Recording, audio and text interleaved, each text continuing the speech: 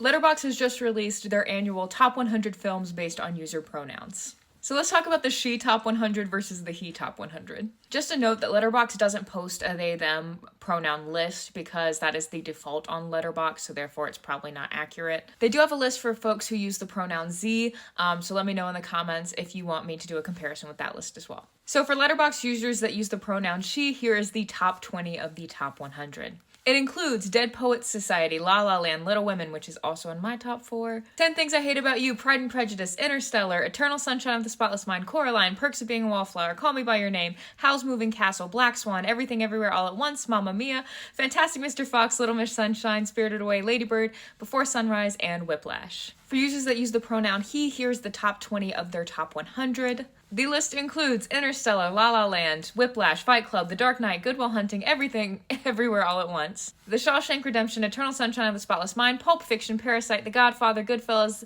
The Batman, Dune Part 2, The Lord of the Rings, The Return of the King, Seven, Star Wars Episode 3, Revenge of the Sith, Spider-Man Into the Spider-Verse, and Back to the Future. I beg you all to be fans of movies that have shorter names. But luckily, your girl does have some Excel experience and therefore was able to combine the list and rankings to give you a top 20 across the she and he lists. So there were 47 movies that appeared across both lists, and here are the top 20. They include La La Land, obviously, both in the top 2, Interstellar, Eternal Sunshine of the Spotless Mind, Everything Everywhere All at Once, Dead Poets Society, Whiplash, Fight Club, Good Will Hunting, Parasite, Fantastic Mr. Fox, The Perks of Being a Wallflower, Spirited Away, Scream, Call Me By Your Name, Spider-Man Into the Spider-Verse, Seven, Scott Pilgrim vs. the World, Star Wars Episode 3, Revenge of the Sith, Donnie Darko, and Aftersun. The average release year for movies that were on the she list was 2006, and the average release year for movies that were on the he list was 2001. There was also only one 2025 movie that made the cut on either list, and that was Sinners, and it appeared on the she list.